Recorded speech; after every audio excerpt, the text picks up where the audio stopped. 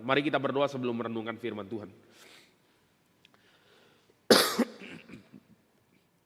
Bapa di dalam sorga, kami datang ke hadapan Tuhan. Kami bersyukur untuk anugerah cinta kasih Tuhan yang Tuhan beri, Tuhan nyatakan di sepanjang hidup kami. Kami boleh menikmati kelimpahan anugerah Tuhan. Kami diberikan firman Tuhan. Kami diberikan Roh Kudus yang menuntun kami, membuka pikiran kami sehingga kami bertumbuh. Kami diberikan orang-orang kudus, orang-orang percaya yang berada di sekitar kami sehingga kami boleh bertumbuh. Kami berdoa Tuhan, biarlah setiap perenungan firman Tuhan kami diberkati. Tapi bukan hanya pikiran kami, tapi juga hati dan komitmen kami dibaharui dari hari ke hari. Untuk hidup suci, hidup kudus dan memuliakan Tuhan.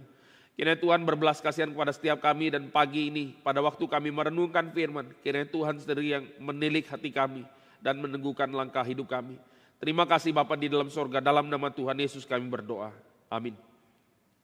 Kita buka bagian firman Tuhan dari Matius 17. Ini adalah satu kelanjutan dari perikop sebelumnya ya. Kita mau lihat ayat 9 sampai 13, lalu ayat 22 dan 23. Bagian 14 sampai 20 kita skip, minggu depan kita bahas. Matius 17 ayat 9 sampai 13 dan 22 sampai 23. Pada waktu mereka turun dari gunung itu, Yesus berpesan kepada mereka, "Jangan kamu ceritakan penglihatan itu kepada seorang pun sebelum Anak Manusia dibangkitkan dari antara orang mati." Lalu murid-muridnya bertanya kepadanya, "Kalau demikian, mengapa ahli-ahli Taurat berkata bahwa Elia harus datang dahulu?"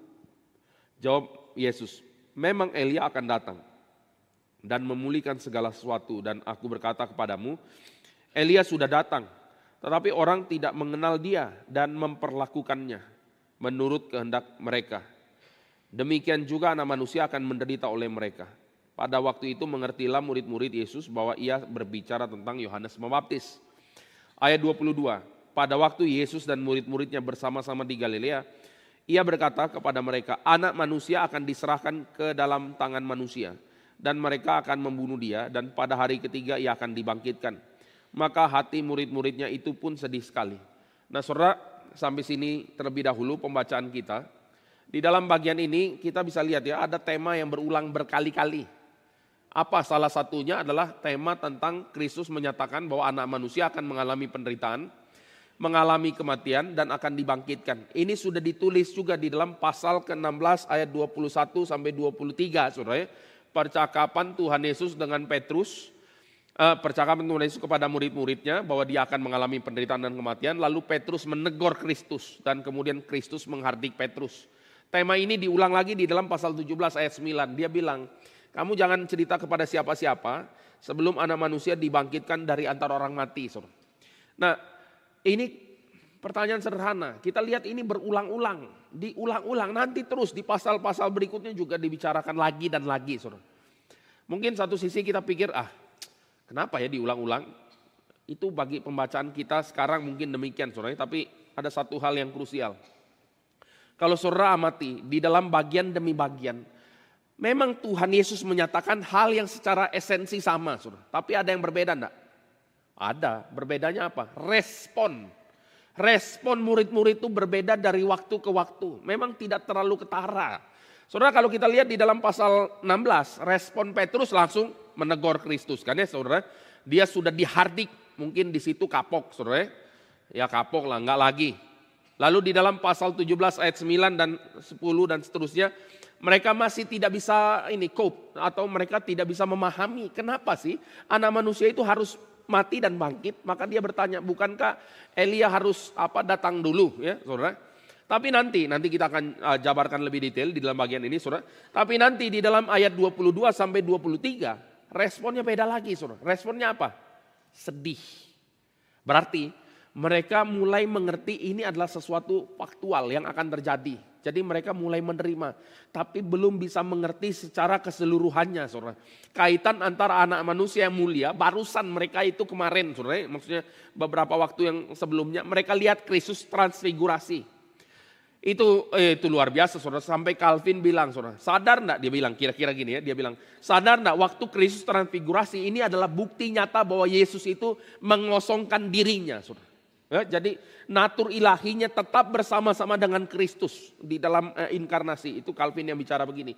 Nah maksudnya saudara, mereka baru saja beberapa waktu yang lalu, khususnya Petrus, Yakobus, Yohanes, lihat transfigurasi Kristus.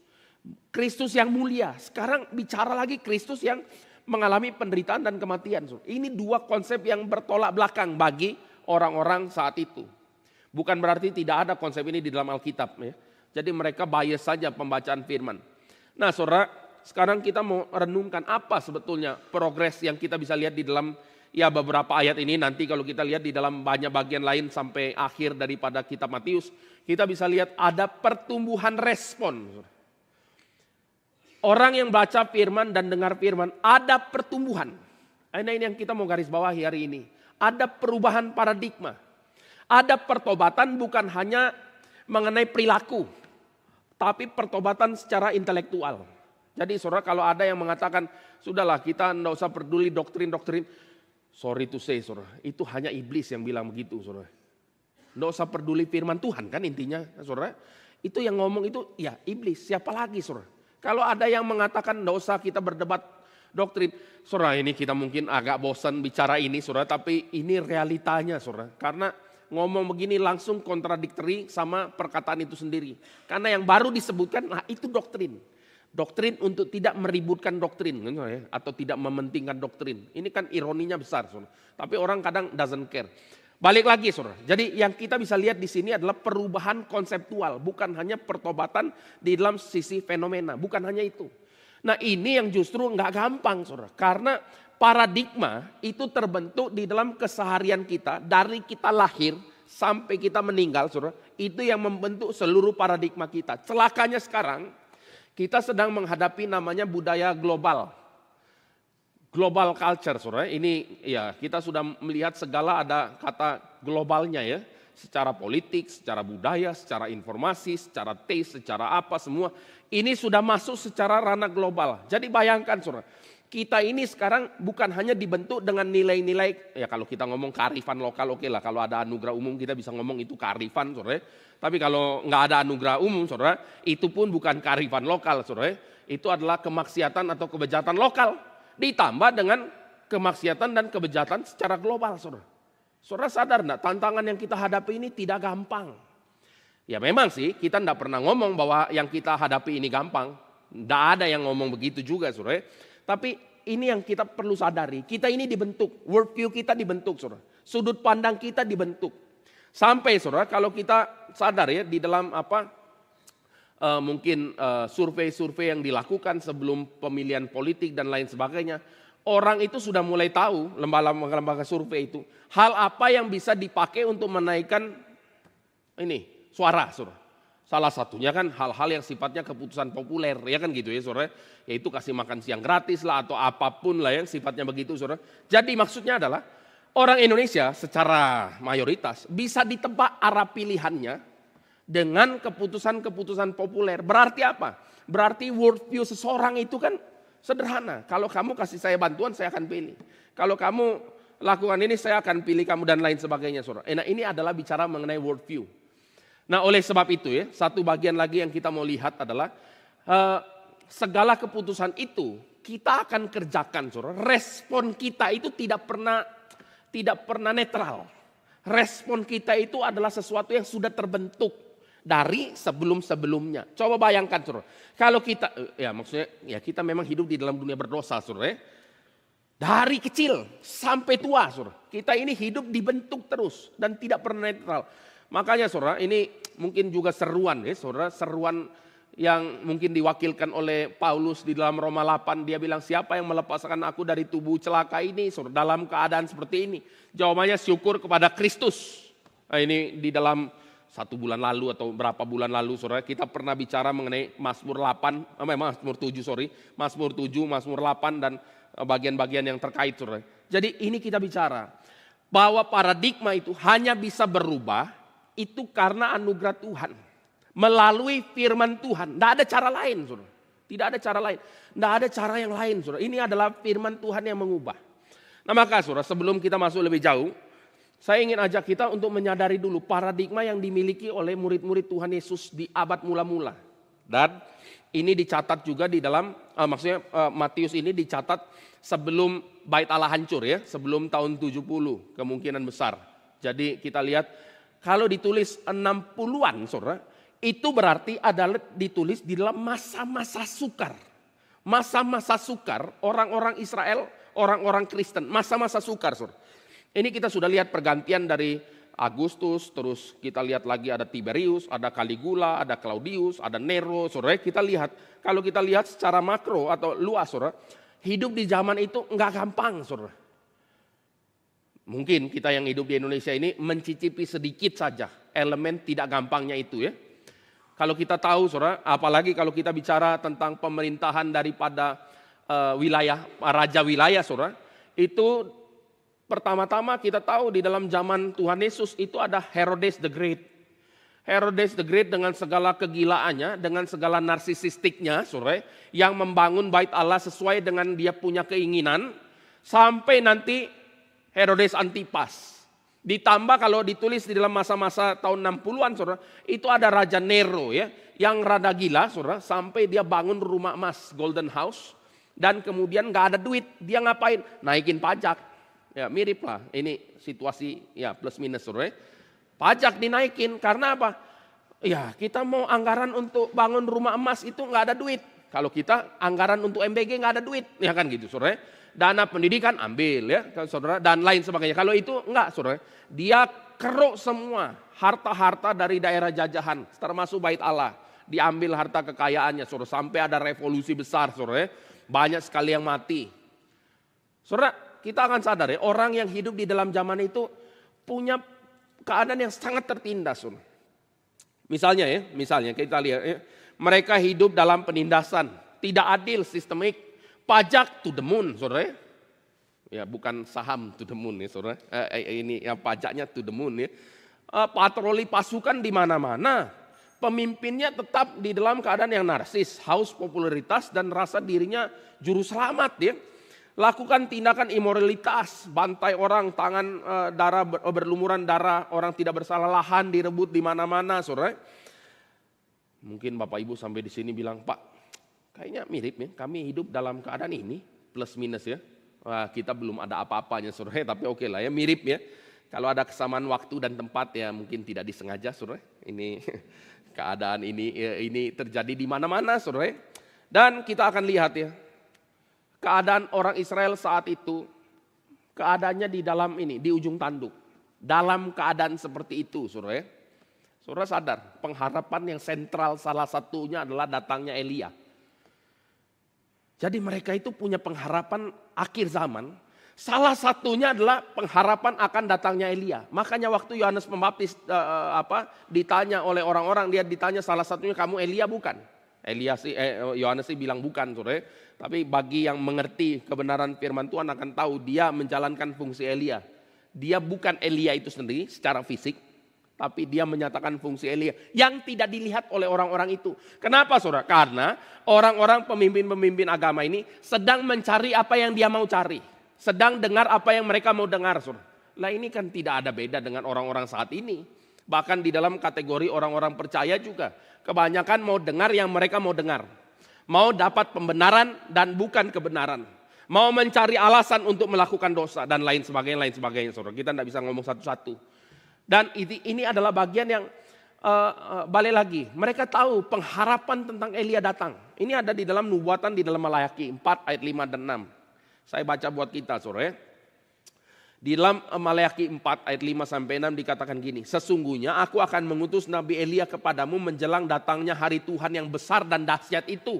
Saudara, waktu kita bicara mengenai hari Tuhan yang besar dan dahsyat, ini ingatkan kita kepada Matius 16 ayat 27-28. Waktu Kristus bilang anak manusia akan datang dalam kemuliaan sebagai raja. Dan di dalam bagian itu akan membalas setiap orang menurut perbuatannya. Mengutip dari Mazmur 62 ayat 13. Ini minggu lalu kita udah bicara, saudara. Jadi saya review agak cepat sedikit. Ini bicara apa? Hari Tuhan yang besar dan dahsyat itu adalah hari penghakiman Tuhan. Nah jadi orang-orang saat itu mengerti bahwa ada Elia datang dulu sebelum hari Tuhan yang besar dan dahsyat itu datang. Di dalam Maleakhi 4 ayat 6 dilanjutkan. Apa yang akan dilakukan Elia? Ia akan membuat hati bapak-bapak berbalik kepada anak-anaknya dan hati anak-anak kepada bapak-bapaknya supaya jangan aku datang memukul bumi sehingga musnah. Saudara, pengharapan ini makin flourish, makin bertumbuh besar di dalam zaman Second Temple Judaisme. Jadi makin banyak literatur, para rabi makin banyak bicara tentang Elia, saudara. Dan yang dari awalnya cuma bicara mengutip bagian-bagian firman, lambat laun menjadi spekulasi yang dianggap kebenaran. Paham bagian ini, saudara? Ya ini kayak orang berantai pesan berantai ya. Dari mimbar, ini kan masalah kalau ini terjadi ya. Dari mimbar ngomongnya kebenaran itu A, bapak ibu dengar A aksen ya saudara. Sampai rumah jadi asal-asalan nih saudara misalnya. Ini kan repot saudara. Tapi kalau kita lihat orang Yahudi saat itu, rabi-rabi mulai bicara tentang Elia, pengharapan Elia. Nanti dia tambahan sampai tidak karu-karuan. Saya ambil contoh beberapa saudara. Dari yang biblika sampai yang contoh yang dari awal dulu ya. Pertama pengharapannya adalah Elia akan datang dan merestorasi Israel. Dia akan mempersiapkan umat yang layak bagi Tuhan. Oke, betul saudara. Tapi tambahannya adalah dia akan membuat masa keemasan Israel kembali sebelum hari Mesias datang. Jadi masa keemasan itu ya. Jadi kalau kita lihat di dalam abad mula-mula khususnya tahun 60-an itu Israel dalam masa kegelapan. Jadi pengharapan mereka adalah Israel masuk ke dalam masa keemasan yang dipimpin oleh Elia. Saudara kalau kita ngomong figur Elia yang kita ingat apa?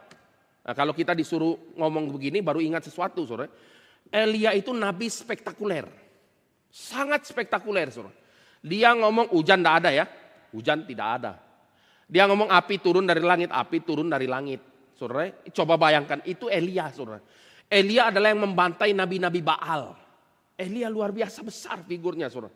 Elia tidak mati, naik kereta kan, kereta kencana atau apapun namanya saudara, naik saudara. Itu Elia saudara. Maka dia dipercaya akan datang kembali gitu. Jadi figur Elia ini besar sekali, saudara, dahsyat. Jadi mereka mengharapkan restorasi yang dipimpin Elia itu akan mengembalikan masa keemasan sebelum Mesias datang, yang menjadi ya penggenapan dari segala sesuatu, itu Mesias.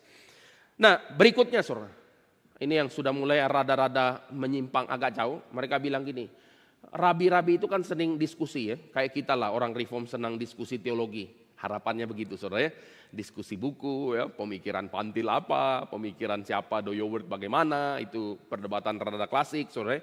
Terus ada dispute di antara mereka. Waktu ada dispute, maksudnya ada ketidakseragaman, mereka akan bilang, udahlah kita pending saja sampai orang Tisbe itu datang.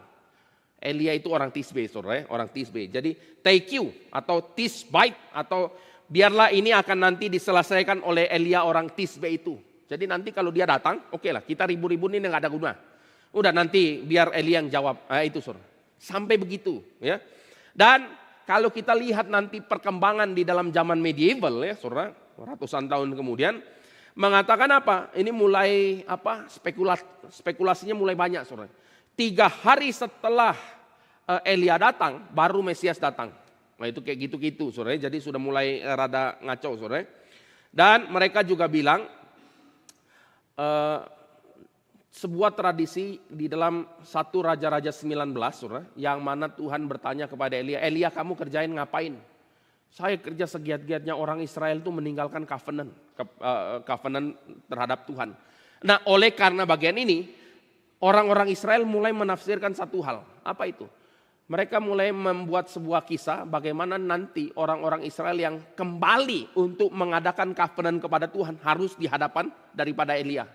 Jadi salah satu tanda orang menyatakan sebuah covenant itu apa saudara? Sunat. Jadi orang kalau disunat saudara, sampai hari ini saudara, di dalam prosesi sunat itu ada satu buah kursi, namanya kursi Elia. Coba bayangkan ya saudara. Jadi kursi Elia sebelum bayi itu disunat, saudara, hari ke-8 ya, ditaruhin dulu di kursi itu, lalu diambil satu orang PIC-nya dan disunat bayinya, saudara. Jadi bayangkan ya, Elia itu dekat dengan hidup mereka, saudara. Sampai hari ini juga sama. Mereka mengharapkan Elia datang, sampai beberapa Jewish Orthodox itu bisa buka pintu rumahnya salah satu, saudara, menggambarkan pengharapan Elia datang. Jadi maksudnya gini, saudara. bagi orang Israel, mereka yang sudah penuh dengan pengharapan Elia yang ditambah-tambahin ya, sampai akhirnya kedatangan Elia itu kayak apa ya, Avengers atau apapun lah saudara yang kayak gitu-gitu saudara. Mereka mengharapkan kedatangan Elia itu spektakuler begini loh. Itu pengharapannya. Nah maka sekarang ada satu clash di dalam mereka punya paradigma. Kenapa? Karena kalau Elia datang, masa sih anak manusia harus mati? Kalau Elia sudah datang ya, dan mereka kan pasal sebelumnya tahu bahwa Yesus sedang bicara tentang dirinya mengenai anak manusia yang masuk dalam kemuliaan dan transfigurasi. Mereka sudah lihat saudara, anak manusia dalam kemuliaan. Sekarang kok tiba-tiba Tuhan Yesus bicara mati dan bangkit. Lebih natural kalau Kristus bicara mengenai sekarang anak manusia akan masuk dalam kemuliaannya. Mereka langsung amin amin saudara. Dan bukankah mereka kemarin barusan lihat mengenai Musa dan Elia ada bersama-sama di atas gunung. Jadi maksudnya scene ini dan kalimat Tuhan Yesus itu di dalam benak mereka itu kontradiksi saudara. Kontradiksi. Kenapa bisa begitu saudara? Karena di dalam benak mereka juga tidak bisa membedakan namanya already and not yet. Kita kan memang sudah bersyukur sekali saudara. Kenapa bisa bersyukur? Karena kita tahu Kristus datang itu 2 kali. 1 kali di dalam inkarnasi, 1 kali di dalam final judgment. Bagi orang Israel hari itu mereka lihatnya satu paket saudara. Mereka tidak bisa lihat di dalam bagian ini, tidak bisa lihat saudara. Maka mereka punya benak itu gini saudara. Mereka punya paradigma, pemahaman mereka adalah Elia datang, lalu Mesias datang, dan hari Tuhan dinyatakan. Tetapi yang Kristus bilang apa? Elia datang, anak manusia masuk dalam penderitaan bersama juga dengan Elia, saudara. Anak manusia dan Elia atau Yohanes Pembaptis itu mengalami penderitaan, kematian, bangkit, saudara. Bagi orang Israel bangkit itu akhir zaman. Coba lihat percakapan Tuhan Yesus pada waktu Lazarus mati itu. Itu kan ditanya, kamu percaya akan kebangkitan? Ini akan bangkit? Ya, saya akan percaya nanti di akhir zaman akan bangkit. Saudara. Mereka punya pemahaman akan kebangkitan itu di akhir zaman. Tapi waktu Kristus bicara, ini anak manusia akan mati, saudara. Mereka pikir, loh kalau gitu kan ini bukan hari Tuhan. Hari Tuhan belum datang kah? Itu, saudara. Nah jadi maksudnya gini, saudara. Saudara kalau baca ayat 9 sampai 13 rada bingung-bingung sedikit, nggak apa-apa, saudara. Kenapa, saudara? Karena murid-murid juga lagi dalam kebingungan ya. Jadi yang ditulis mereka lagi bingung, kita yang baca ada possibility juga bingung saudara. Tapi balik lagi saudara, kita mau ajak saya berikan beberapa ilustrasi saudara. Untuk kita sadar ini adalah suatu paradigma yang shiftnya besar. Dari yang mengharapkan Elia datang restorasi besar, sampai mereka itu sadar bahwa kedatangan Mesias di dalam kedatangan yang pertama itu adalah di dalam kategori menggenapkan rencana keselamatan. Maka saudara residu, kalau kita ngomong residu ya, residunya masih ada di dalam Kisah Rasul pasal yang pertama. Waktu Tuhan Yesus naik, sebelum dia naik, murid-murid kan tanya, apakah engkau pada masa ini juga? Ada kalimat itu saudara, mau memulihkan kerajaan Israel, itu kan kalimatnya saudara. Jadi mereka punya pengharapan tentang restorasi itu masih sentral betul saudara. Masih sampai Kristus mau naik saudara. Tentang waktu dan masanya itu bukan urusan kamu lah, intinya gitu saudara. Nah oleh sebab itu ya, pengharapan eskatologi berubah itu tidak gampang. Saya ambil contoh ya, saya sendiri ada perubahan eskatologi, sudut pandang atau pengertian mengenai akhir zaman ya. Eskatologi doktrin akhir zaman. Saya lahir saudara di dalam ya keluarga Injili lah, mungkin banyak dari kita Injili saudara. Waktu itu saya nggak ngerti itu namanya apa saudara. Tapi singkat cerita itu namanya premillennialism. Memahami bahwa sebelum terjadi masa 1000 tahun itu ada masa penderitaan dan segala macam dulu saudara. Jadi bagian ini biasanya diikuti dengan penekanan mengenai penderitaan yang severe. Penderitaan yang severe saudara. Baru nanti ya Kristus akan datang. Ya misalnya gitu. Nah jadi saudara, salah satu hal yang paling gak gampang adalah kepercayaan bahwa yang nakal-nakal itu akan ditinggal. Saudara kalau saudara anak baik-baik sih tidak ada pergumulan hidup kan saudara, zaman dulu. Saya nggak tahu ya yang tahu akan mengenai pengangkatan atau apa ditinggal saudara. Yang agak kurang baik saudara, which is itu saya salah satunya. kerjaannya berkelahi, ya kayak gitu-gitulah saudara. Aduh, itu benar-benar susah saudara. Sampai kalau Koko itu ngeprank saudara, itu kena ngeprank ya. Ditinggalin baju misalnya gitu saudara. Ya, tiba-tiba kita bangun kok tinggal bajunya doang. Nah inilah memang kenakalan anak-anak zaman dulu saudara. Itu sangat susah saudara. Nonton film Left Behind, itu traumatic experience ya. Saudara saya nggak tahu ya, bagi yang lain mungkin yang baik-baik aman-aman saja. Ayo kalau saya di ini akhir zaman pasti diangkat. Nggak enak saudara, pengalaman traumatic experience sampai itu mempengaruhi hidup. Saya nggak tahu saudara bagaimana, tapi saya sebagai anak yang nggak baik-baik saja, itu dalam doa tiap malam ya saudara. Saya doa Tuhan kalau saya mati malam ini tolong saya diselamatkan. Karena ada kepercayaan gini, apalagi di dalam Armenian ya, mengatakan kamu bisa kehilangan keselamatan. Kamu kalau lagi berdosa mati, masuk neraka kamu. Mati saya ya saudara. Saya nggak tahu tadi pagi berdosa apa. Lalu kalau mati malam ini celaka. Jadi saya tiap hari doa apa saudara? Tuhan kalau mati masuk surga lah, kira-kira gitu. Saudara sadar enggak? Ini adalah paradigma ya, worldview yang terbentuk dari kecil. Juga dengan khotbah-khotbah di mimbar. Dengan teman-teman satu pir, saudara, dengan film-film yang mengerikan itu. Ini adalah sebuah paradigma. Mau berubah enggak gampang saudara. Tidak gampang. Waktu kuliah S1 baru ketemu, kalau saya nggak salah pada waktu itu pendeta Him-Him ya, dulu masih vikaris atau mahasiswa. Dia pimpin KTB, saya salah satunya waktu lagi kuliah di IB, saudara. Dia jelaskan bahwa penghakiman terakhir itu Tuhan datang sewaktu-waktu. Waktu dengar kalimat ini bisa terima nggak?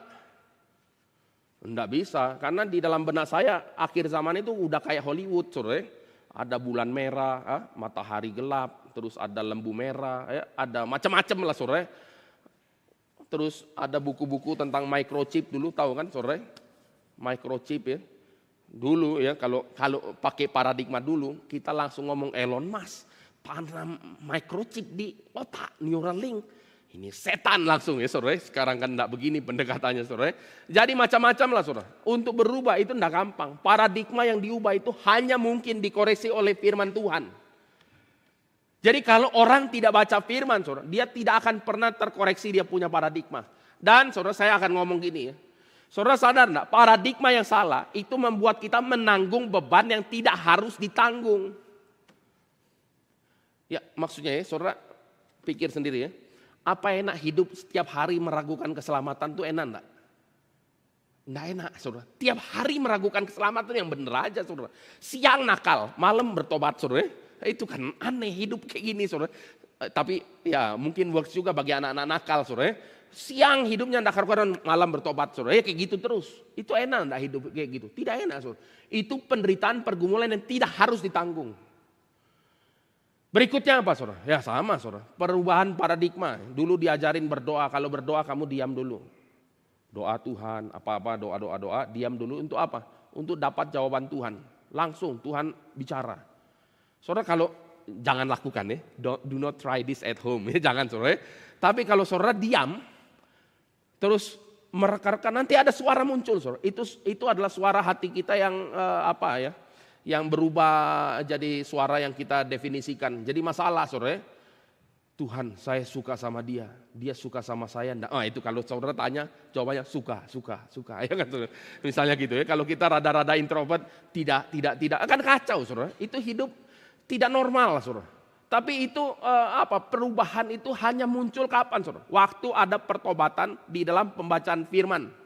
Baru bisa berubah. Kalau enggak saudara, coba bayangkan saudara. Kita ini bisa kayak orang kurang waras lah saudara. Tiba-tiba misalnya ini kan pembacaran di antara orang-orang reform tidak mungkin pernah begini saudara. Tapi mungkin terjadi di latar belakang yang lain. Saudara kan hampir tidak pernah dengar ya ada hamba Tuhan bilang gini. Hamba Tuhan reform maksudnya saudara, to be exact ya. Hamba Tuhan reform bilang tadi malam Tuhan bicara sama saya. Pernah nggak dengar ada hamba Tuhan Gary ngomong kayak gini? Besok mungkin udah dipecat saudara ya. Tapi maksudnya saudara itu maksudnya di dalam genuinnya kita akan sadar itu never happen. Tidak pernah terjadi. Kalau Tuhan memberikan kepekaan bisa saudara. Tuhan berikan dorongan hati, kepekaan dan apa segala macam beban. Iya bisa saudara. Tapi untuk bicara tadi malam Tuhan bicara kepada saya waktu saya berdoa. Saudara tidak akan pernah dengar kalimat ini kan. Tapi di dalam denominasi lain kok sering. Saudara harus tahu perbedaannya apa. Itu adalah didasarkan dari perubahan paradigma cara baca firman. Saudara, pembacaan firman yang salah menghasilkan respon yang salah pula. Buktinya apa? Buktinya orang-orang Israel hari itu tidak sadar siapa yang dimaksud Elia. Hanya murid-murid yang berkali-kali dengar tentang Tuhan Yesus menjelaskan tentang Elia itu siapa. Mereka baru ngerti ini Yohanes Pembaptis. Tapi yang lain tidak ngerti, saudara. Kenapa, saudara? Karena cara baca firmannya salah, menyimpang berabad-abad, bahkan kalau kita ngomong dari Second Temple Judaisme terus sampai hari ini. Pembacaan salah menghasilkan respon salah. Respon salah menghasilkan keyakinan yang salah pula. Keyakinan yang salah menghasilkan pergumulan yang salah pula. Tidak perlu, saudara. Nah, saya ngomong lagi, saudara, di dalam perubahan paradigma, sekarang kita mulai mengerti ada hal yang indah. Apa itu? Kita mengerti kebenaran firman Tuhan di dalam keutuhannya. Mungkin ini tema-tema yang sudah kita pernah bahas ya, baik di dalam perenungan kitab pengkhotbah atau yang lain, saudara. Kita bicara apa? Hari ini waktu kita melihat tentang Yesus yang sudah menderita, mati dan bangkit, dan kita ditebus sebagai miliknya, kita mulai sadar satu hal. Arti menyangkal diri dan mengikut Kristus dan memikul salib itu apa, saudara? Sehingga pada waktu kita sekarang menghadapi penderitaan, kita kan tidak bertanya lagi, saudara. Maksudnya kalau saudara tidak menderita karena lakukan dosa, saudara tidak bertanya lagi, Tuhan kenapa saya menderita? Atau masih tanya, saudara? Saya nggak tahu, saudara. Harusnya sih sudah tidak tanya lagi. Kenapa, saudara? Karena kita sudah tahu ini adalah konsekuensi mengikut Kristus. Kita tidak perlu tanya lagi seperti kayak Habakuk bertanya, Tuhan kenapa kau menghadapkan saya punya mata untuk melihat keadaan yang keji di tengah-tengah umat Tuhan. Kita nggak tanya itu lagi kan, saudara? Tidak tanya. Meskipun dalam hati kita meronta atau secara retorik kita tanya, tapi kita tahu jawabannya. Kita tahu jawabannya, saudara. Itu adalah perubahan paradigma yang melegakan. Jadi maksudnya di dalam hidup ini ada unfortunate events. Kita ini tidak bisa mengendalikan dunia, tidak bisa, saudara. Kita bisa baik-baik bawa kendaraan, kita bisa baik-baik ikutin aturan, tapi kita bisa saja kena dampak yang enggak, saudara. Bisa saja itu terjadi. Meskipun pergumulan, saudara. Dan secara retorika kita bertanya, Tuhan kenapa? Tapi ada beda. Orang yang berakar di dalam firman Tuhan, dia tahu jawabannya apa. Ya, kayak lagu tadi ya, nomor apa itu? Tuhan peduli, lagu nomor 3, saudara. Kita tahu, saudara. Ini perubahan paradigma yang penting sekali dalam hidup. Nah, oleh sebab itu, saudara, kita perlu sadar bahwa orang-orang Israel saat itu merekonstruksi, membaca firman Tuhan itu di dalam bias mereka masing-masing, saudara. Bias. Mereka itu memilih untuk apa yang mereka mau baca, yang mau mereka tahu, yang mau mereka hidupi, yang mereka mau imani. Dan bagian-bagian yang tidak relevan, mereka abaikan saja. Ini namanya, saudara, confirmation bias. Confirmation bias ini di dalam social science punya teori, saudara, memperhatikan atau mencari bukti yang mendukung keyakinannya. Kayak misalnya contoh, saudara, kalau ada orang mahasiswa S1 lakukan survei. Saya pernah lakukan survei juga, saudara. Dulu S1 saya kan ekonomi, jadi survei analisis brand. Sekuat apa brand motor itu, saudara. Cara untuk mendapatkan apa yang kita mau, caranya bagaimana? Untungnya saya tidak lakukan itu sih, puji Tuhan, saudara. Tapi kadang dalam tekanan massa, saudara. Massa itu masa studi, kadang bisa terpikir, kita rekayasa saja hasilnya. Ikutin kuesioner skripsi yang lain, saudara. Itu kan masalah, saudara. Tapi kita harus sadar satu hal, saudara. Kita ini punya bias untuk dari awal. Kalau punya bias, saudara, kita cuma pilih hal-hal yang akan mendukung kesimpulan yang kita mau. Ya, maksudnya ada kaitan nggak antara iklan sama brand awareness? Jawabannya kan ada, harusnya kan, saudara. Jadi kita akan memilih hal-hal yang seperti itu. Itu kan masalah, saudara. Itu confirmational bias. Saudara, kalau para ahli Taurat, mereka itu membaca semua ayat tentang kemenangan Mesias, tapi mereka abaikan teks-teks mengenai penderitaan sang Mesias. Kalau nanti saudara baca di dalam Markus pasal 9, bagian ini juga paralelnya dengan Matius 17. Mereka lagi bicara apa yang dimaksud oleh Tuhan Yesus mengenai kematian. Mereka bingung, saudara. Banyak diskusi soal di situ ya, saudara. Hari ini kita tidak bahas detail di sana. Tapi saudara, kita akan sadar, para ahli Taurat itu tidak baca Mazmur 22. Mazmur 22 itu adalah Mazmur yang bicara mengenai penderitaan Kristus ya. Itu bahkan kata-kata Allahku, Allahku mengapa kau meninggalkan aku, itu ada di situ saudara. Dan baju Tuhan Yesus dibagi-bagi dan lain sebagainya, itu ada di sana saudara. Itu adalah bicara tentang seorang Mesias, anak manusia yang akan mengalami penderitaan. Itu tidak dibahas banyak saudara, atau bahkan tidak dibahas. Yesaya 53 yang kita sering bahas, mereka juga tidak peduli saudara. Sampai hari ini kalau saudara lihat ada eksperimen, ditanya orang-orang Yahudi mengenai Yesaya 53, mereka cenderung menghindar dan lain sebagainya saudara. Jadi mereka memilih yang mereka mau. Di dalam kekristenan bagaimana? Hati-hati saudara. Waktu kita ambil ayat lupa konteks, itu bahaya. Maksudnya apa? Ya kalau konteksnya benar. Kalau enggak saudara, kita ini lagi menghibur diri dengan apa? Bukan dengan firman loh. Kita hanya hibur diri dengan cuplikan firman yang kita pikir itu konteks buat kita. Contoh lain yang lebih praktis ya. Dengar khotbah yang di toel sebelah. Saya nggak tahu ya ada yang toel-toel enggak ya. Tidak maksud saudara. Tapi yang di toel sebelah, no kamu bertobat no. Itu kan berarti apa? Dicocokkan ayat buat dia. Lah buat diri sendiri bagaimana saudara? Toel sana atau kalau nggak toel dalam hati lah noelnya saudara. Ini cocok buat dia ya kan gitu ya. Bertobat kamu, memang pajak lagi bicarain kamu. Saudara yang bener aja ya saudara. Kita lagi dipakai untuk jadi alat pembenaran yang bener aja. Tapi balik lagi, orang kadang lakukan ini comot-comot ayat. Saudara, kita kalau tidak baca Alkitab ini PL dan PB secara komprehensif saudara, kita tidak bisa membangun kerangka berpikir, itu tidak bisa. Nggak bisa saudara. Dan akhirnya yang tadi kita sudah bilang, akhirnya mengalami pergumulan yang harusnya tidak perlu ditanggung. Tidak perlu ditanggung. Itu adalah pergumulan karena tidak mengerti saudara.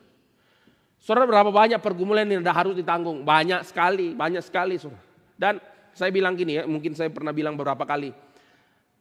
Hidup tanpa Kristus ini tidak layak dihidupi saudara. Hidup di dalam dunia ini hidup penuh penderitaan. Hidup dalam kesia-siaan. Kalau tidak ada Kristus, semua meaningless.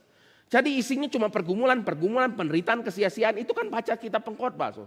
Tapi sekarang semua jadi fruitful karena kita bertumbuh di dalam Kristus. Sekarang kita pilih sendiri mau ikut dia enggak?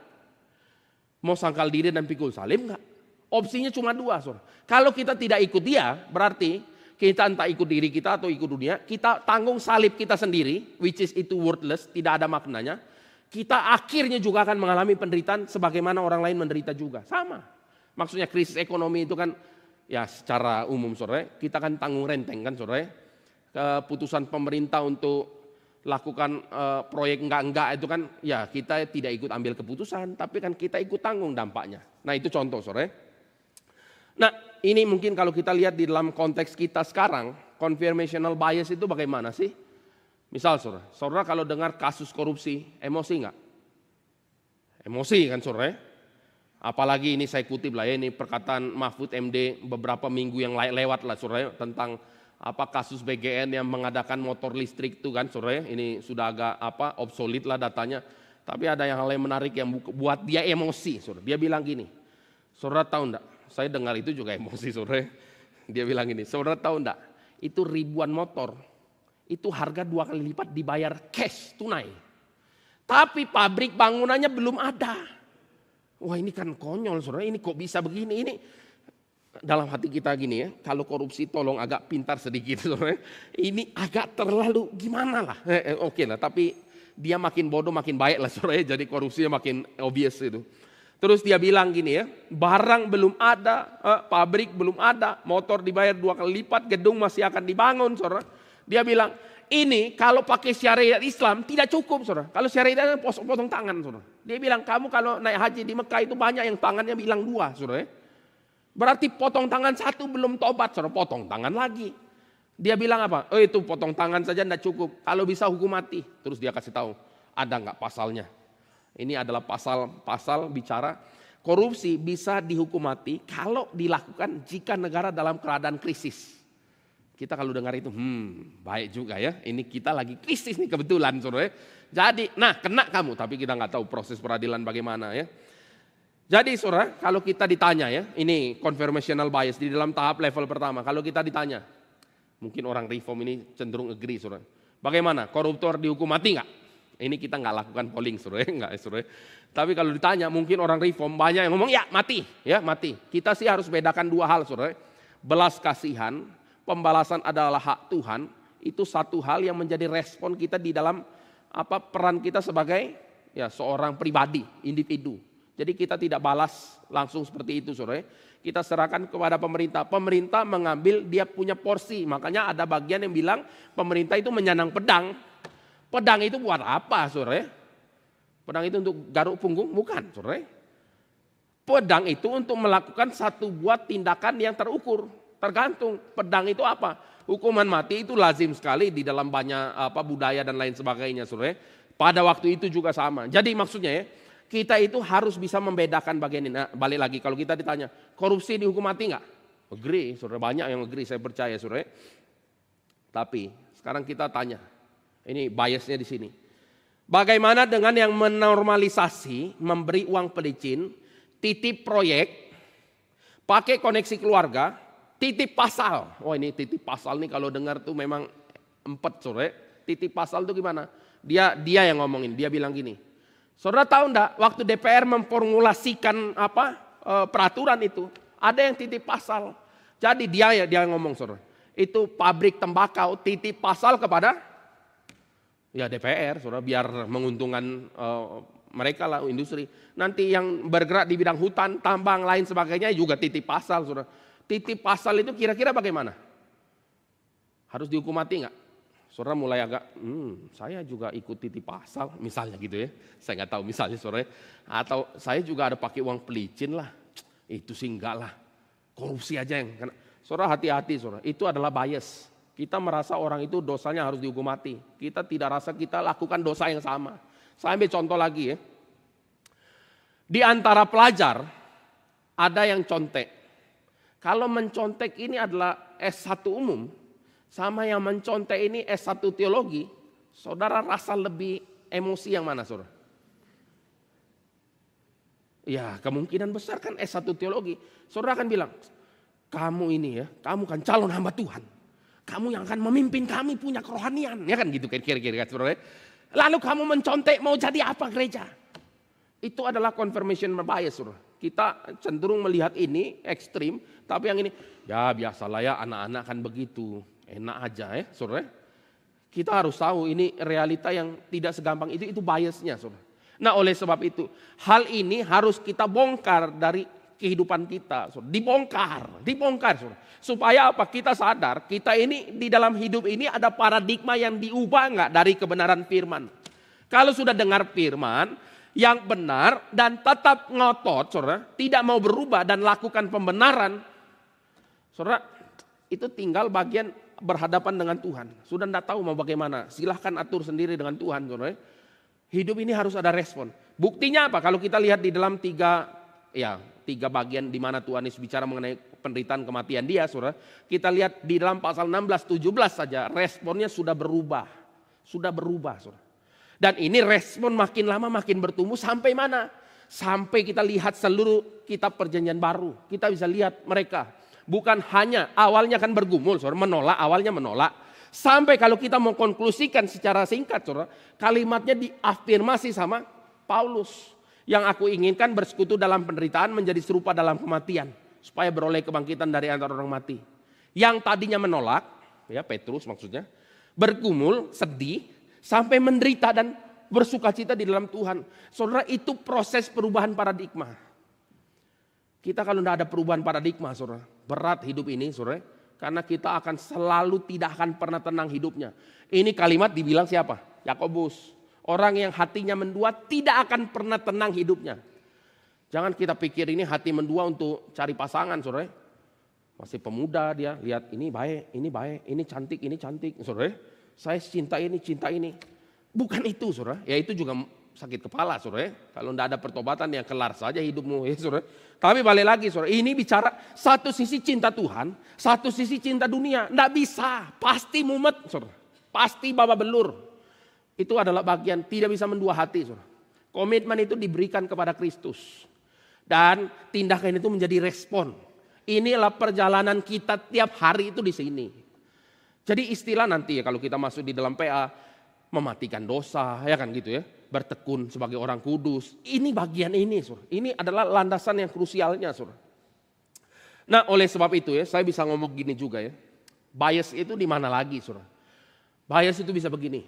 Seorang tua, seorang ayah, dia berpikir dengan dia melakukan segala kesibukannya, mencari keuangan, berhasil secara ekonomi, dia berpikir dia lakukan untuk keluarga. Itu benar, saudara. Tapi kalau dia mengabaikan relasi dia dengan anaknya, ini dia sedang Dia sedang kehilangan hal yang berharga. Dia tidak menaruh perhatian yang baik untuk anaknya, saudara. Ini ada teori sama seorang namanya Simon, saudara. Ini inattentional blindness. Jadi ada satu eksperimen sosial, saudara. Ada 2 grup orang, satu baju hitam, satu baju putih, saudara. Mereka itu masing-masing punya 1 bola, satu tim 1 bola. Dan kita disuruh hitung berapa banyak bola yang diberikan kepada teman satu tim. Dihitung, mungkin yang putih, Bapak Ibu hitung, mereka oper-operan bola gitu.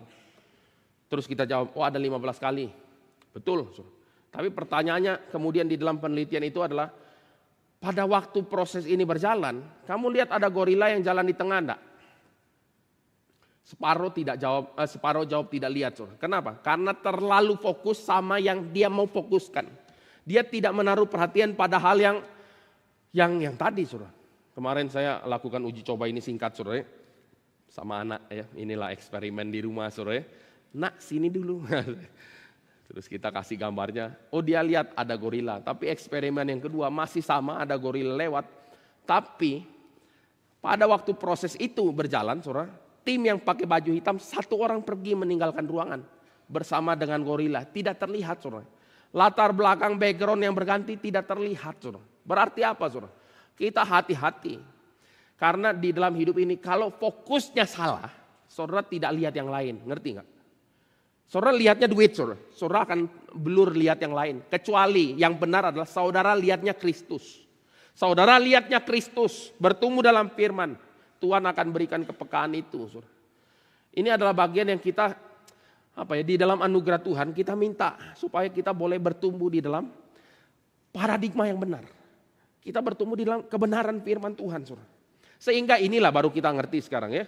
Mengapa Kristus bilang kepada murid, jangan kamu bicara ini, penglihatan ini kepada siapapun. Kenapa, saudara?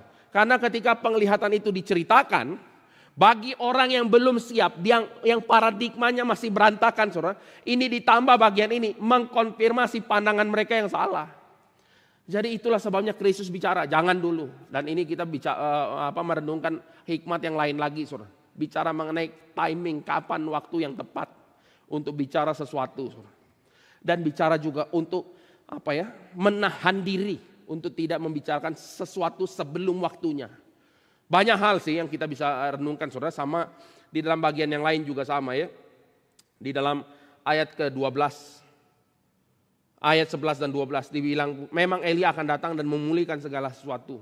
Itu mengkonfirmasi pengharapan mereka tentang Elia datang. Tapi langsung Kristus bicara apa? Sekarang aku bilang kepadamu ya. Ayat 12. Elia sudah datang, tapi orang tidak mengenal dia dan memperlakukannya menurut kehendak mereka. Demikian juga anak manusia akan menderita oleh mereka. Langsung mereka bisa sadar, oh yang Tuhan Yesus bicara adalah Yohanes Pembaptis dan dia bicara dia akan mengalami penderitaan. Maka masuk ayat 22 dan 23, responnya sudah mulai beda. Mereka nggak tanya lagi. Loh bukannya Elia harus restorasi Israel dulu. Udah enggak tanya, saudara. Sekarang cuma masuk di dalam keadaan pergumulan sedih saja. Sedih. Tapi nanti inilah yang kita akan lihat dari pasal-pasal berikutnya di dalam bagian-bagian lain di dalam firman Tuhan. Pertumbuhan itu nyata. Maka saudara hari ini ya, sampai di sini kita renungkan bagian ini, tapi pertanyaan yang krusial. Bagaimana dengan kita, saudara? Kita bertumbuh enggak? Kita ada perubahan konsep berpikir enggak? Salah satu cara yang krusial adalah ambil komitmen, ikut dia, sangkal diri, pikul salib, tidak ada yang lain. Saudara.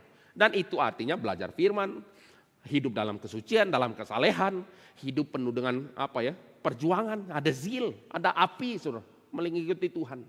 Jadi hidup itu tidak akan pernah sama lagi, saudara. Dulu mungkin suam-suam kuku, ya. Dulu kompromi, dikit-dikit lah sudah cincai, ya kan gitu, saudara. Entertainment ya gitu, saudara, orang marketing kan gitu. Saya juga orang marketing, saudara.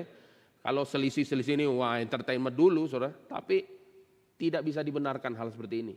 Itu adalah pertobatan bukan hanya fenomena, tapi esensi. Mari kita berdoa. Bapa di dalam sorga, kami bersyukur untuk perenungan firman Tuhan pada pagi dan siang hari ini. Kami berdoa biarlah Tuhan sendiri yang menolong kami, supaya dalam hidup ini kami tidak mencari pembenaran, bukan mendengar yang ingin kami dengar, melihat yang kami ingin lihat, tapi biarlah kami melihat Kristus dan mendengar Engkau saja. Kami berdoa Tuhan, Engkau hidupkan di dalam hati kami cinta kepada Tuhan yang berapi-api, semangat melayani Tuhan, hati yang dibakar. Kami berdoa Tuhan, tolong kami, karena kami sadar juga tiap-tiap hari ini kami bergumul melawan dosa, menghadapi godaan, tantangan yang ada di dalam setiap hal, di dalam pekerjaan keluarga, di dalam pelayanan, di dalam hidup berbangsa dan bernegara. Kami berdoa Tuhan yang tolong supaya sungguh-sungguh Tuhan, kami boleh berdiri kokoh di dalam firman. Kami boleh menjadi saluran berkat Tuhan. Kami menyatakan terang yang sejati itu di dalam Tuhan. Kiranya Tuhan meneguhkan setiap kami. Terima kasih Bapa, dalam nama Tuhan Yesus Kristus kami berdoa. Amin.